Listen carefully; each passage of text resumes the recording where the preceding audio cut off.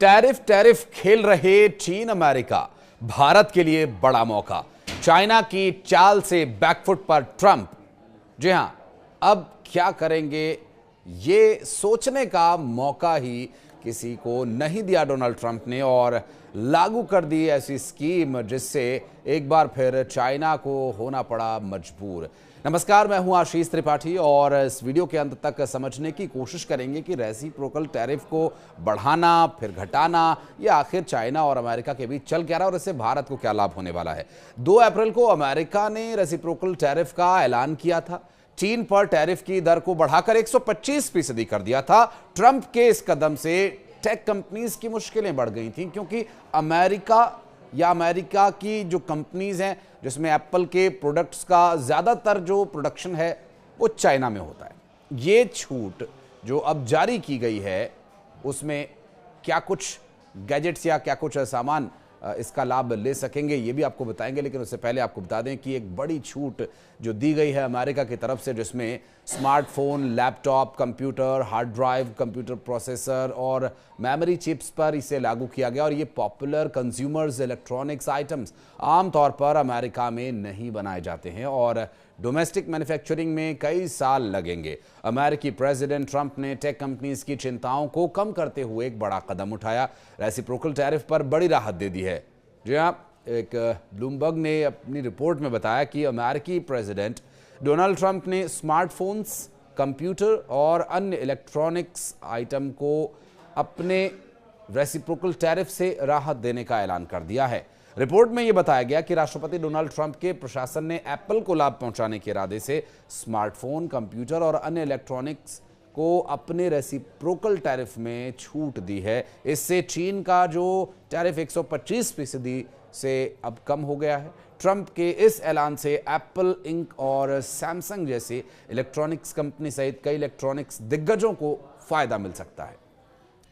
इन products को Trump ने 125% चीनी टैरिफ और लगभग सभी अन्य देशों पर उनके बेसलाइन 10% ग्लोबल टैरिफ से बाहर रखकर शुल्क के दायरे को सीमित कर दिया है। और जिन प्रोडक्ट पर ट्रंप के नए टैरिफ लागू नहीं होंगे उनमें सेमीकंडक्टर बनाने में इस्तेमाल होने वाली मशीन्स भी शामिल हैं, जो ताइवान सेमीकंडक्टर मैन्युफैक्चरिंग कंपनी जैसी कंपनी के लिए एक महत्वपूर्ण जीत के तौर पर देखा जा रहा है, जिसने अन्य चिप मेमोरी मेकर के साथ मिलकर के अमेरिका में बड़े निवेश की प्रतिबद्धता जताई है। ऐसा ही एक एक्सक्लूजन सेमीकंडक्टर के लिए था, जिस पर ट्रंप ने एक स्पेसिफिक टैरिफ लागू करने की बात कही थी। उन्होंने अभी तक ऐसा किया नहीं है। ट्रंप के सेक्टोरियल टैरिफ अब तक 25% पर सेट किए गए हैं। हालांकि यह स्पष्ट नहीं है कि सेमीकंडक्टर और संबंधित प्रोडक्ट पर उनकी दर क्या होगी। स्मार्टफोन और कंप्यूटर अमेरिकी प्रेसिडेंट डोनाल्ड ट्रंप के रेसिप्रोकल टैरिफ के दायरे में अब नहीं आएंगे, क्योंकि ब्लूमबर्ग के द्वारा जो जानकारी मिली उसमें अमेरिकी सीमा शुल्क और सीमा सुरक्षा विभाग के नए दिशा निर्देशों में ऐसा कहा गया है। अमेरिका ने चीन पर आयात पर 145% का भारी भरकम टैरिफ लगा दिया था।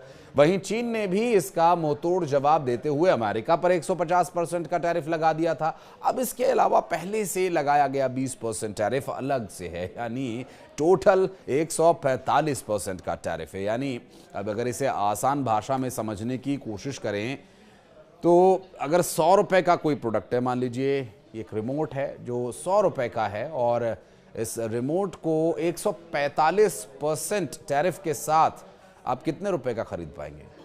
बिल्कुल सही गैस किया आपने, आपकी गणित अच्छी है। इसका मतलब आप इसे 100 रुपए प्लस 145 रुपए यानी 245 रुपए में खरीद पाएंगे। और यह जग जाहिर है कि एप्पल जैसे कई टेक कंपनीज के प्रोडक्ट चीन में बनकर ही तैयार होते हैं, और अब यहां से सामान जब अमेरिका लाया जाएगा तो इस पर हाई टैरिफ का भुगतान करना होगा।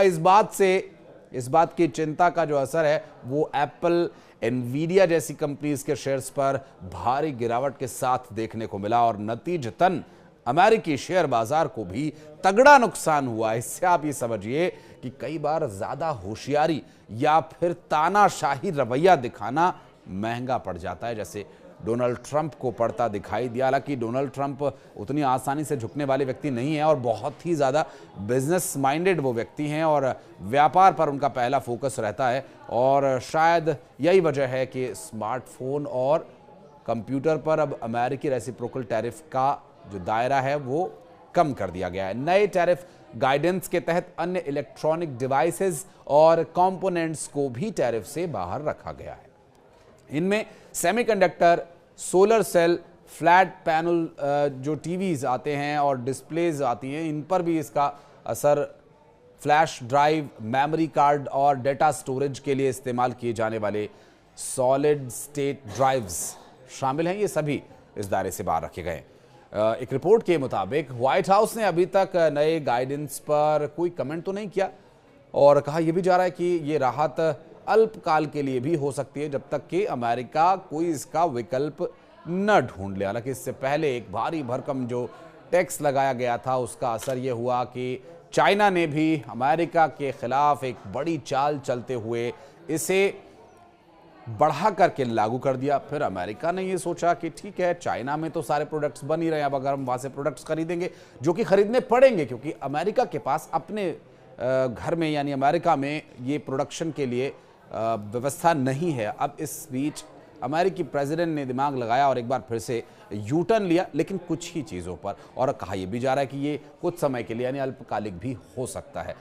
टैरिफ बढ़ाए जाने की कंडीशन में भारत को फायदा ये मिलता कि भारत इस चीज़ का प्रोडक्शन करके अमेरिका को बेच सकता था और अमेरिका भारत में निवेश करता और भी मामलों में इलेक्ट्रॉनिक आइटम्स पर। हालांकि जब ये रोल बैक किया गया है तो अभी भी अल्पकाल के लिए तो भारत के पास ये मौका है कि भारत अमेरिका के साथ इस तरह के समझौतों पर हस्ताक्षर करे और अमेरिका के साथ एक नए दरवाजे को खोले जो अब तक चाइना के साथ चल रहा था। और बहुत जल्द ये हो भी सकता है कि जिस तरह का प्रोडक्शन चाइना में चल रहा है शायद आने वाले वक्त में हम उसे भारत में भी देखें। लेकिन क्या ऐसा हो पाएगा और क्या ऐसा होना चाहिए, ये आप अपने विवेक के अनुसार तय करके कमेंट सेक्शन में अपनी उपस्थिति दर्ज कराइए और बताइए कि क्या वाकई चाइना का और अमेरिका का जो ये झगड़ा है, जो एक बिजनेस कूल माइंडेड गेम है या द्वंद्व है, वो भारत को लाभ पहुंचा सकता है और भारत को ऐसे मौक़ों पर क्या करना चाहिए, इस बारे में भी अपनी राय आप रख सकते हैं। वीडियो को अंत तक देखने के लिए धन्यवाद।